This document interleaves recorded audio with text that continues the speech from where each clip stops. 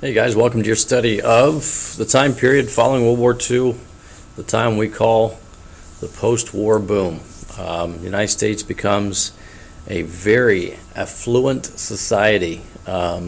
Money, it seems, is endless and possibilities are boundless, and we're just living a great and wonderful life. Even the beaver thinks so. Leave it to the beaver. He can do anything. These four photos you're going to have to refer back to. I would encourage you to watch just the Prezi, because there is a few questions that you're going to have to answer about these four photos, starting with this one. Here's 2, 3, and 4. Again, you're going to have several questions to answer based on those four photos. But let's go ahead and move on to the objectives for this unit. So the period of 1948 to 1973, again, right after the war, up until about the 1970s, is what we would call a period of post-war boom. The economy does see its regular ups and downs, but that's normal. But for the most part, this is a general incline of the economy and just an overall really good feeling of life and of everyone's situation, their personal situation. There are, again, rough patches with the Red Scare and the fear of communism and things like that. There is a growing discontent among youth. We'll get into that in the next unit, but for the most part, the typical American family, husband, wife, 2 kids, and a dog. Again, the leave it to the beaver style situation is going pretty well. Following the war, the United States is small in regards to the world's population. We account for only 6% of the world's population when comparing our population of the United States to the world, but the United States is a consumer culture now, following World War II. We use up 40% of the world's energy, and we make 40% of the world's goods. One of the reasons why the United States becomes a world leader at the time and becomes a powerful force is because of those statistics. Our gross national product is up 3 times as much as what it was before the war. And families' disposable income, this is money that people have to play with. This is after the bills are paid and after all the requirements are taken care of, the needs are met. Disposable income is anywhere from $500 to almost $2,000 on average. 60% of the Americans buy homes, and this statement is kind of misleading. Poverty is down from 3 to 22%. That's misleading. Poverty is down in the country anywhere from 3% to 22%. So in some places, poverty is only down 3%. In other places of the United States, poverty has decreased by 22%. A national average, that figure I don't have, what poverty is. I'm sure if you're truly interested in it, you can find it, but anywhere across the country, poverty is down. Income and wealth distribution is like who has the money. That real stays the same. It's just that more people have money. The top 10% still have the majority of the money, but the other 90% have more money, and that's what makes this period such a what we would call an economic boom, is that more people have money. The reason for that is because consumers and businesses can save money. Business can make their products at a lower cost and sell those products at a lower cost or a lower price to the consumer, and that savings then translates into the consumer buying big ticket items or more big ticket items such as home, cars, and appliances. So businesses can offer homes at a lower rate, cars at a lower rate, and everyday appliances at a lower rate. And that allows for more people to buy them, and they buy them as if they are brand new. Policies of the government, they take wartime factories and encourage auto industries and other industries to convert them into production plants for the consumers. As a way of helping the returning veterans from World War II, we offer a GI Bill. $15 billion is set aside for veterans of the war so that they can go on to college if they wish.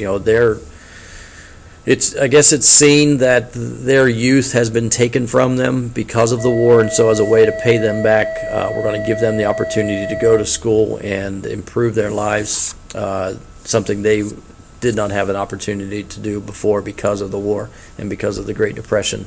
Another aspect of the government policy is to help, another way to help veterans is with VA loans or FHA loans, Federal Housing Administration loans.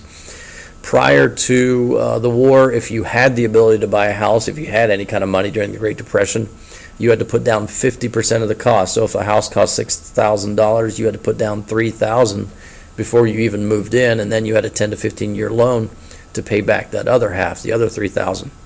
Well, the VA loan offers veterans the opportunity to put down very, very little money, anywhere from 5% down, sometimes even just $1 down, just to show your good intention, and then you would pay off the remainder of that loan over a 20 to 30 year period.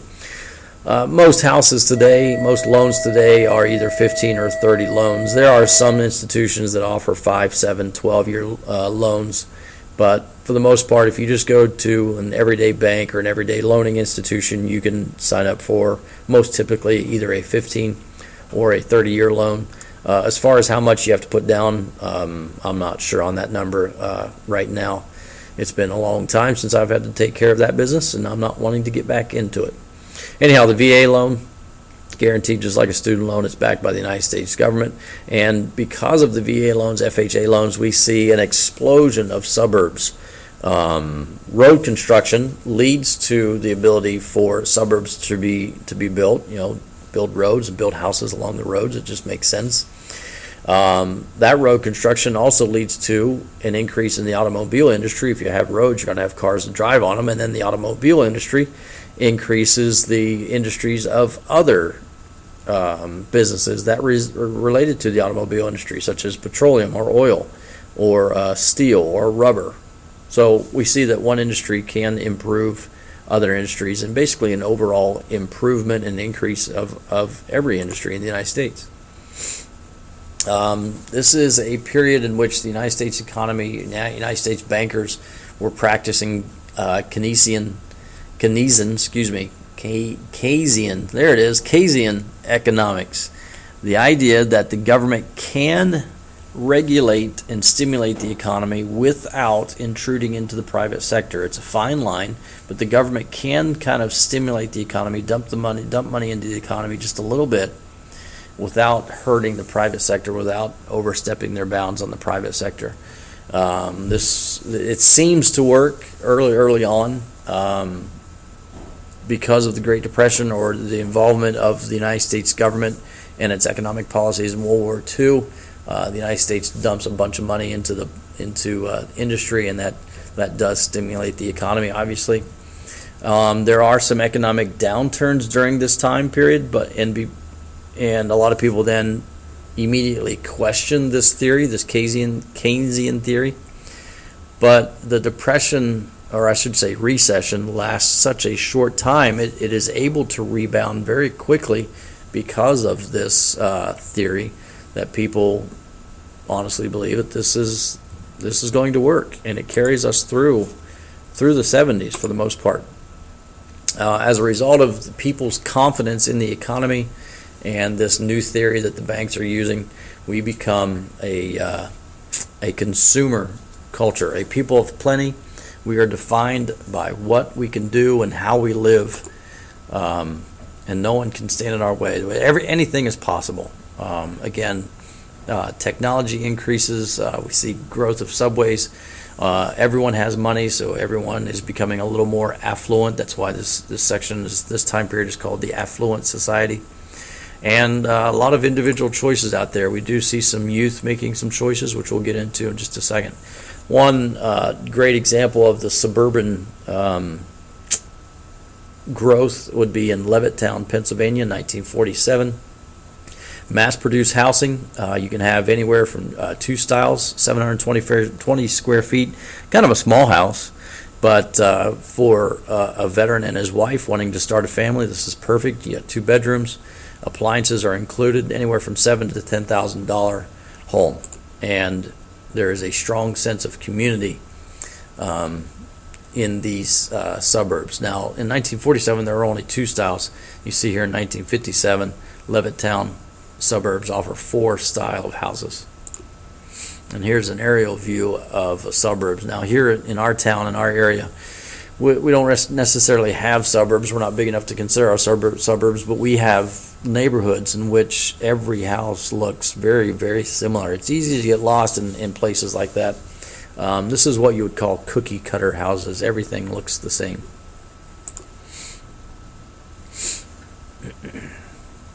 Again, the United States becomes a consumer culture. Our consumer credit, the ability to buy on credit, increases by 800%, and that's definitely not a good thing. It was seen as acceptable at the time, but it does get out of control. That's one of the reasons for the Great Depression. Too many people buying on credit or buying on margin. Marketing, again, marketing takes place not necessarily just to sell things, but to influence a lifestyle. Disney paraphernalia is advertised and marketed, and that just grows like crazy. The hula hoop becomes a major pastime for kids of all ages to play with. And the suburban family is a huge growth. Again, veterans and their wives, these are the people of the greatest generation. They have the children who become the baby boomers. We just see an explosion of population. Men go off to work. The wife stays home to take care of the kids in the house. They have dinner ready when the husband gets home. There were some women who wanted to work. It's an interesting phenomenon. After World War I, women working in the factories to replace the men going off to war.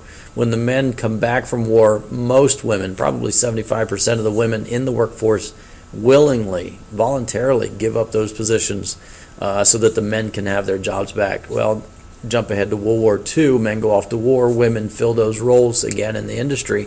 This time, however, when the men come back, the women, they don't give up those jobs as willingly as they once did. This new women of the World War II era enjoy their new independence and their new freedom and the fact that they can actually support themselves.